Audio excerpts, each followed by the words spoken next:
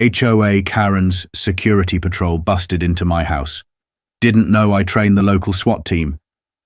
They broke into my house while I was teaching a SWAT team how to stop people like them. Yeah, that's how this all started. I was knee-deep in a live training scenario, running drills with a couple of new recruits. Nothing flashy, just your standard breaching exercises. The kind of stuff that saves lives in the field. I was coaching them through a close-quarters entry protocol, showing them how to clear a tight hallway without getting shot in the back by some idiot hiding in a linen closet. When something hit me, a gut feeling, the kind of cold jolt that creeps in out of nowhere, even when you've trained yourself to ignore distractions. I paused mid-sentence, one hand holding a training baton, the other already reaching for my phone like muscle memory. I saw the alert and my mind instantly flipped into high alert. Something was wrong. I glanced at the screen, and what I saw made every hair on the back of my neck stand up. My house. Interior lights on. And not because I left them. Someone was inside. Someone was walking across my living room with a flashlight, moving slow and cautious like they thought they were clearing enemy territory. I recognized the posture, the hand signals, the wannabe tactical shuffle. They were trying to operate like a trained unit. Except they weren't. Not even close. And that's what made it worse. Because they thought they knew what they were doing. One guy, maybe mid-40s, potbelly packed into tactical cargo pants, was leading the way like he was on a covert op. Another trailed behind him in a bucket hat, holding something to his ear. A third lingered near my bookshelf, looking around like she was searching for secret blueprints or hidden contraband. I stood frozen for maybe a second, then everything kicked into gear. No panic. Just that ice-cold calculation that settles in when you've seen this kind of stupidity before. These people weren't burglars. They were worse. They were amateurs playing soldier, and they'd just broken into the wrong house. 2 weeks earlier, I had moved into this neighborhood for one reason: peace. After nearly 2 decades training tactical teams, running point on federal assignments, and consulting for law enforcement agencies across the country, I'd finally decided to slow down. Bought a quiet house in a safe suburb where the biggest excitement was supposed to be a 4th of July parade, or maybe a rogue raccoon in someone's attic. I wanted stillness, a place to breathe. Somewhere I didn't have to worry about flashbangs going off at 3 a.m. or sleeping with my boots by the bed. A yard big enough for the dogs to run. A shed out back where I could store gear and train recruits occasionally. Nothing crazy, just hands-on workshops for officers who wanted extra reps. You'd think that kind of setup would earn me a little respect, or at the very least, some privacy. But that was before she noticed me. Karen. You know exactly the type. Every neighborhood has one. That one person who appoints themselves queen of the cul-de-sac, judge, jury, and executioner of every lawn, mailbox, and trash bin in a 5-block radius. Karen wasn't just the HOA president. She was the self-declared guardian of the neighborhood. She had this air about her like she was running some suburban intelligence agency. Pastel-colored cardigans, always one size too tight, clutched around her clipboard like it was a sacred text. She didn't walk. She patrolled.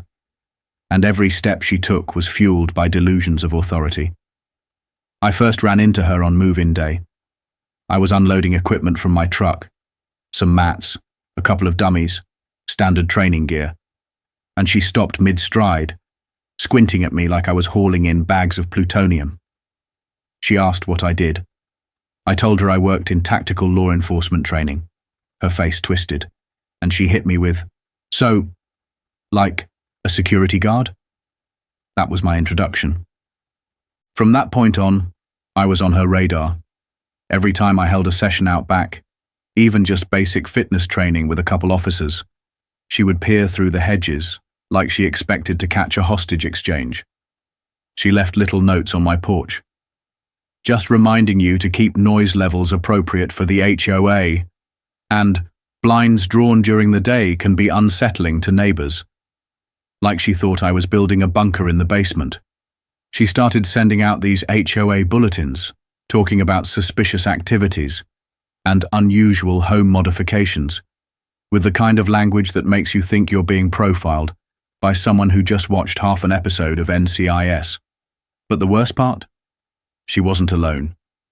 She recruited a group, a ragtag team of middle-aged suburbanites with nothing better to do and too many seasons of crime procedurals under their belts.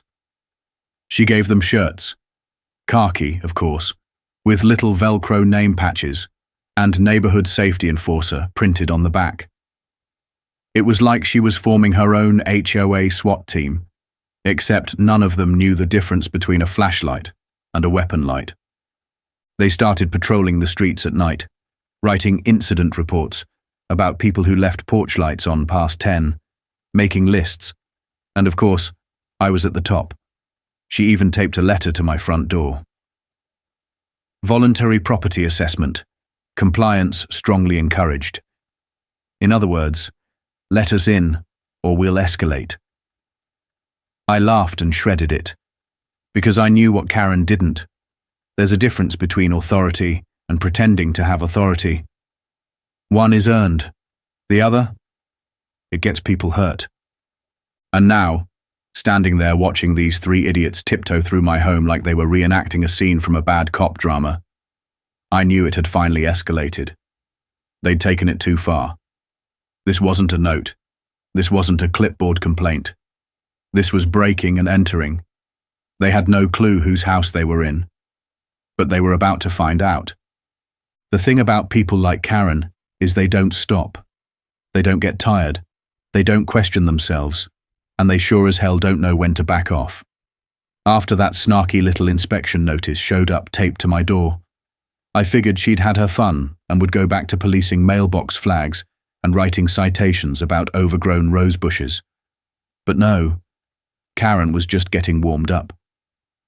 I started noticing her patrol, making more frequent laps past my property. One of them, a guy who looked like he hadn't seen a gym since high school PE, started pacing the sidewalk with a clipboard and a stopwatch. Another one, a woman I'd later learn was named Janet, took it upon herself to document how many times my trash cans were rolled out before sunrise. Every day someone new would appear with some made-up excuse to loiter near my yard. Dog walking without a dog, jogging in jeans, leaning on a rake with no yard to rake. It was laughable, until it wasn't. Then came the night I caught them measuring my driveway. I'd just finished cleaning up after a training session when I noticed movement through the side window. I stepped outside and saw Karen and two of her minions, clipboard Ron and Fanny Pack Janet, crouched over a tape measure, muttering to each other. I asked, not kindly, what they thought they were doing. Karen stood up like she was unveiling a courtroom exhibit. "Just checking property line setbacks," she said, with that smug little smile like she'd memorized one legal phrase and now thought she was qualified to serve subpoenas. "Some of us care about keeping the neighborhood safe," she added. "I told them to leave my property immediately." Karen ignored me, casually flipping a page on her clipboard like I hadn't spoken. That was when I realized this wasn't just a power trip anymore. This was a game to her. And in her mind she was winning. So when I got that gut feeling during training that something was wrong, I didn't hesitate. I shut it down and left. Didn't explain much to the trainees. Just told them I had a real-world case study they'd appreciate later. I grabbed my gear, jumped in the truck, and headed straight for home. I didn't go in the front, didn't make a scene. I knew better. I parked a few houses down, came in through the back fence, silent, smooth. I moved through the shadows of my own property with the kind of speed and precision that you only develop after years of practice. Every step calculated. I entered through the side garage door, stayed low, listened. Voices, shuffling, metal clinking against metal. I made it just in time to hear Karen's voice arguing with one of her team about whether they should just go ahead and cut the lock on my shed out back. Another voice, male, maybe her son Kyle, insisted they had probable cause. They were treating this like a raid, like they were within their rights. Kyle I'd seen around a few times before. Late teens, early 20s, always wearing tactical gear from army surplus like it made him an operator. He once told my neighbor he was basically law enforcement adjacent. What he meant was that he played a lot of Call of Duty and had a pair of used combat boots he bought online. He was the dangerous one. Not because he was skilled, but because he thought he was. I watched from the edge of the room as they debated opening my storage unit, Karen holding her bolt cutters like they were her golden ticket. That's when I decided to end the show. I walked over to the fuse box and flipped the main breaker. Darkness swallowed the house instantly, and just like that, all their confidence melted. There's something primal about being plunged into total darkness when you're somewhere you don't belong. Someone screamed, pretty sure it was Janet. I stepped forward, calm, clear, and loud enough to carry. You are trespassing in a private residence. Drop your tools, exit the premises, and lie face down on the floor. This is your only warning. Silence. Then Karen shouted something about being authorized personnel, her voice cracking under pressure. Kyle yelled, "Move!" and tried to run down the hallway. I let him get halfway before flipping on the strobe, a rig I'd set up for flash drills. He hit the wall like a sack of bricks, went down hard, groaning, coughing, confused. The other two started scrambling, bumping into furniture, tripping over their own feet. I moved fast, flashlight in hand, lighting up faces one by one. "Down," I said. "Now." And they did. You could hear the fear in their breath. All the fake confidence, the neighborhood warrior attitude. It was gone, stripped away by reality. Because suddenly they weren't in control. They weren't the enforcers anymore. They were intruders. And I was the one they'd been trying to catch. Karen stood there longer than the rest, frozen like a statue, hands clenched around those damn bolt cutters, like they were going to justify what she'd done. "I know my rights," she snapped. "Yes," I replied, stepping forward, calm as ever. "And you violated most of them tonight." Her expression flickered. She dropped the tools. And for the first time since she'd declared herself sheriff of the neighborhood, she looked unsure, vulnerable, beaten. That's when the sirens began to close in, and I knew this wasn't over. It was just getting started. The moment I heard those sirens echoing down the street, I stepped back from the group and took a breath. Not because I needed to, but because I knew what was about to happen, and I wanted to be ready. The trespassers were on the floor now. Kyle was still groaning, flat on his back with one shoe off and a smear of something across his face. Maybe dust, maybe shame.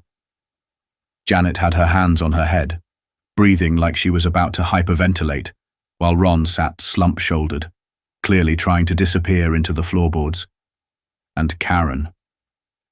Karen stood perfectly still, arms crossed tightly over her chest like she was clinging to some invisible shield of self-importance.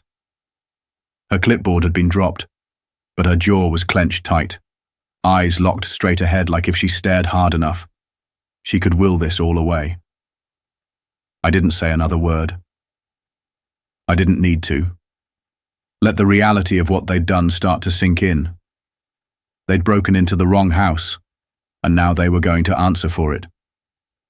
The first squad car pulled up, lights flashing in red and blue bursts that painted the front of my home like a crime scene, which technically it now was. 2 uniformed officers stepped out, and I immediately recognized the one leading the way. Lieutenant Marquez. Solid guy. I'd worked with him a few years back during an advanced tactics seminar. He was sharp, disciplined, and most importantly, he didn't put up with nonsense. He took one look at me standing near the entryway, gave me the smallest nod, professional, unreadable, and then turned to assess the scene. Karen saw him and charged forward like reinforcements had just arrived to rescue her. "Officer, thank God," We apprehended a highly suspicious individual. He was hiding something in his shed. We believe it's military grade. He shut off the power and ambushed us. You need to arrest him immediately." I didn't move. I didn't even blink. Marquez turned to me and simply asked, "What's going on here?" I reached into my pocket, handed over my ID, and kept my voice steady. 3 unauthorized individuals entered my home without consent, without warrant, and without any justifiable cause. I'd like them charged with trespassing and attempted unlawful entry. I waited while he scanned the ID. His expression didn't change, but I saw the flash of recognition behind his eyes. He knew exactly who I was. And just like that, the entire tone shifted. Karen was still rambling, still trying to sound like she was the one in control, but the more she spoke, the deeper she dug herself. "We were conducting a safety inspection under the authority of the HOA security clause," she said, like that string of words was going to hold up in court. Marquez turned back to me and asked, "Did you give her permission to enter your home?" I shook my head once. That was all it took. Now the silence in the room had weight to it. Karen's little army looked around like they were waking up from a dream they didn't even realize they were in. Kyle was starting to sit up, rubbing his head and muttering something about just wanting to help. Janet was sniffling. Ron avoided eye contact like the floor was going to offer him an escape tunnel. And Karen, she'd gone pale. Her eyes darted between me and Marquez, her lips parted like she had something to say, but no words came out. For someone who liked to talk, she was suddenly very quiet.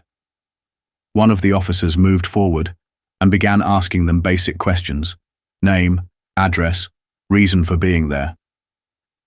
Karen tried to interrupt again, but this time Marquez cut her off. "Ma'am, I've seen the video. I've heard the audio. You directed an illegal entry into a private residence and attempted to gain access to a locked structure without consent. That's not a wellness check. That's a crime." Karen opened her mouth again, but nothing came out except a whisper of disbelief. The authority she had clung to for so long, those fake patrols, the plastic badges, the embroidered vests, it was crumbling around her. You could feel the panic setting in. Her power didn't exist anymore. It never had. But now, finally, everyone else could see it too. Kyle was helped to his feet by the paramedics who'd just arrived, a cold pack pressed against his forehead and a dazed look in his eyes like he still couldn't believe how fast things had fallen apart. Janet was seated on the edge of my couch, wrapped in a thermal blanket, shaking her head over and over like she was trying to make sense of how she ended up here. Ron mumbled something about needing a lawyer, and one of the officers gently but firmly reminded him that it might be a good idea. As statements were collected and evidence was logged, I stood off to the side, arms folded, watching it all unfold like clockwork. I wasn't angry. I wasn't even satisfied. What I felt was something colder, measured. They'd violated my space, my home. They'd disrespected the years of work I'd put into helping real officers do their jobs with precision and respect. And they did it wearing knockoff gear like they were starring in a parody of a cop show. That kind of arrogance needed a reality check, and they'd just received one. Karen was the last to be escorted outside. Not in cuffs, yet, but with 2 officers flanking her and a clear warning not to step foot on my property again. Her face was a mix of rage and humiliation, twisted into a permanent grimace. I think the only thing keeping her from exploding was the knowledge that she was surrounded by actual authority, not the HOA board she used to bully into compliance. And as they guided her down my front steps, the neighborhood started to stir. Curtains were pulled aside. Porch lights flicked on. A few doors opened. People stepped out, not panicked, not scared, just curious, and watching. Because they all knew exactly who Karen was, and now they were seeing exactly who she wasn't. By the time the last cruiser pulled away from my driveway, The sky had turned the kind of blue that only shows up after a storm. Clear, but heavy, like the neighborhood itself was holding its breath. Karen's little fantasy had shattered, but the fallout was just getting started. The red and blue lights had barely faded before the group chat lit up like it was New Year's Eve. Someone, probably one of the neighborhood teens with a phone and zero sense of discretion, had recorded the whole scene from their upstairs window and posted it in the HOA's community thread. The caption: Karen's security patrol busted for breaking into the SWAT guy's house. You can't make this up. Within minutes, the thread had more reactions than our last 5 HOA meetings combined. The reaction was instant. First came the shock. Neighbors asking, "Wait, Karen actually broke into your house?" Then came the stories. It was like a floodgate burst open. People who had barely said a word at the last HOA barbecue were now dropping Karen horror stories, like they'd been waiting for years to get them off their chest. Mr. Lin, 3 houses down, said Karen once accused his 12-year-old daughter of spying on her because she was using binoculars in the backyard for a school astronomy project. A mum over on Cedar revealed that Karen had followed her teenage son home from school because he was wearing a hoodie, and you can never be too sure these days. Then there was Teresa, the quiet woman who always waved but never talked much. She posted photos of 3 different warning notices Karen had left in her mailbox for excessive composting, each more aggressive than the last. Composting, as in rotting fruit peels and lawn trimmings. What started as a neighborhood curiosity quickly became a full-blown reckoning. People weren't afraid of her anymore. That protective bubble of fake authority she'd built over years, through passive-aggressive letters, petty fines, and weaponized bylaws, had popped. And now that it was gone, everyone started realizing just how absurd it had all been. Karen hadn't been protecting anyone. She'd been controlling them, and now the control was slipping. The next morning, I was on my front porch drinking coffee when a black SUV pulled up. Sleek, quiet, and very official looking. Before the door even opened, I knew who it was. Evan. We'd worked together back in the day. He'd gone full federal while I shifted into tactical consulting. He stepped out in a crisp suit, that same look in his eye that said, "I already know everything, but I want to hear it from you anyway." We shook hands. He didn't even have to ask. I invited him in, and we spent the next hour going over everything. What they touched, what they tried to access, the notes Karen had left behind, and more importantly, what I found once they'd fled. Because in their chaotic retreat, Karen's team had left behind more than just footprints and broken hinges. They'd left behind a binder, a cheap, beat-up 3-ring binder stuffed with what they probably thought was intel. Handwritten notes, photos, logs. It wasn't just of my property, it was the entire neighborhood. Detailed routines, what time people left for work, which houses had tinted windows, who left their porch light on too long. There was even a section labeled high-risk properties, which included, besides mine, the home of a retired firefighter and a nurse with twin toddlers. Underlined, in red ink. Evan flipped through it slowly, his expression hardening with every page. When he finished, he looked at me and said, "This isn't just trespassing. This is coordinated harassment. And if she used HOA funds for any of this, that's misappropriation on top of everything else." That afternoon, I sent an anonymous tip, plus a copy of the binder and the footage, to a local news blog known for loving this kind of suburban chaos. The headline later that evening read, "HOA hero or power-tripping trespasser? Suburban Karen leads, illegal raid on SWAT trainer's home." It didn't take long for it to catch fire. Reddit grabbed hold of it within hours. The post blew up under r/entitled people, and the comments? Brutal. Some called it the HOA mutiny. Others made memes. My favorite was Karen's face photoshopped onto a mall cop with the caption, "Protecting the cul-de-sac, one felony at a time." But the best part was what happened back home. The HOA board, under pressure from residents and the growing media attention, called an emergency Zoom meeting. They tried to keep it private, but someone leaked the link, and by the time I logged in, there were nearly 60 people tuned in. Cameras off, mics muted, just watching the fire burn. Karen showed up in full damage control mode, trying to spin the break-in as a misinterpreted training exercise. She claimed the footage was manipulated, deep-faked even, called it a smear campaign from a radicalized neighbor with combat delusions. But the board wasn't buying it, not this time. One member, Darlene, a retired librarian, and probably the most polite person in the neighborhood, took off her glasses and said, "I supported you when you wanted to ban wind chimes, Karen. But this is madness."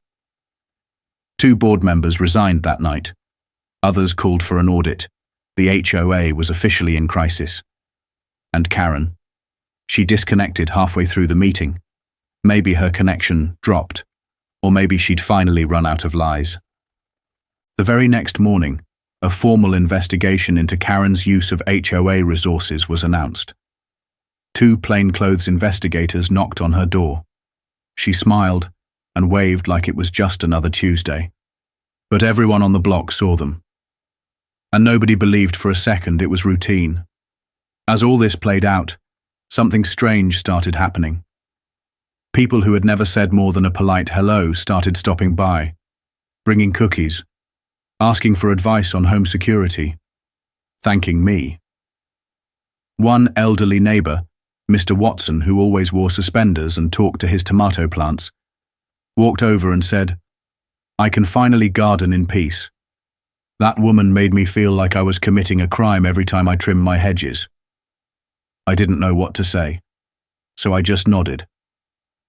I didn't go looking to be the guy who took down Karen, but once she crossed that line, once she stepped into my house like she owned it, I couldn't let it slide, so I kept going. With Evan's help, I filed a formal complaint. Not just about the break-in, but everything. The fake patrol, the surveillance binder, the threats, the fear she sowed with a clipboard, and an inflated sense of authority. It wasn't just about me anymore. It was about the neighborhood, about putting a stop to someone who thought the HOA gave her a badge and a license to do whatever she wanted. And here's the thing. Karen thought she was untouchable. She thought the title of HOA chair made her the queen of the neighborhood. But what she forgot, what she never knew, was that the guy living in that quiet house on the corner wasn't just a homeowner. He was someone who trains the people who deal with real threats. And she had just become one of them.